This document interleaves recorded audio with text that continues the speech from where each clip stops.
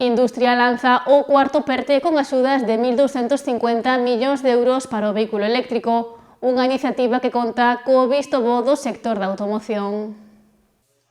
O Ministerio de Industria deu luz verde á cuarta edición do PERTE do vehículo eléctrico e conectado que conta cunha dotación de 1.250 millóns de euros.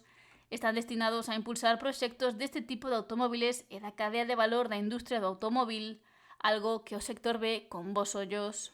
Fixos unha prórroga do Plan Moves 3 hasta o 31 de decembro deste ano, incluso ampliable desde o 1 de enero.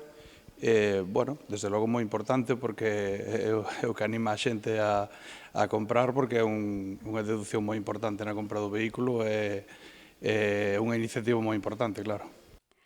As axudas deste PERTE dividiránse entre a cadea de valor e os proxectos de fabricación de baterías, todo para facer máis eficientes e atractivos estes vehículos eléctricos.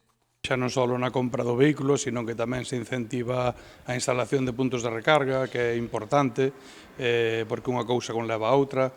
E, bueno, a verdade é que está tendo unha acollida bastante boa e en eso estamos. Diferentes aspectos que se queren pulir para que a xente se anime máis a mercar este tipo de coches. Son indispensables, non necesarias, porque todos sabemos que os precios estánse elevando polas tecnologías e é necesario toda canta axuda poida vir para facer a compra o máis asequible posible. Mercado que no Barbanza parece que lle custa despegar. Como digo sempre, estou moito por parroquias.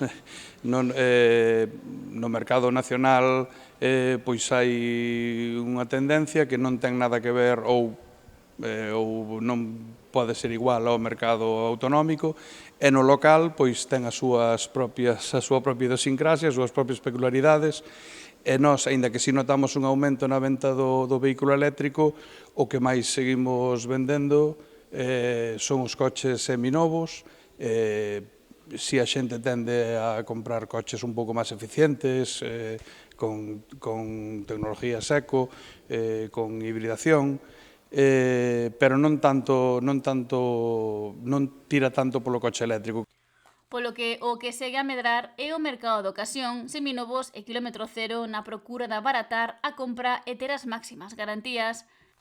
Sen embargo, Muñiz apunta que os prazos para recibir un coche novo volven a ser os habituais. Agora xa non é tan extenso, as marcas, aínda que os stocks se actualizaron, pero non é tan frecuente unha espera tan grande como polas problemáticas que houbo anos atrás, polas crisis dos microchips ou polas crisis económicas.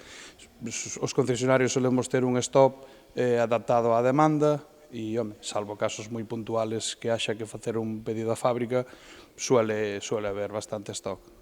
Con este novo PERTE búscase impulsar a creación de novos establecementos industriais en toda España, ampliando a capacidade produtiva para compatibilizar a transición enerxética coa reindustrialización.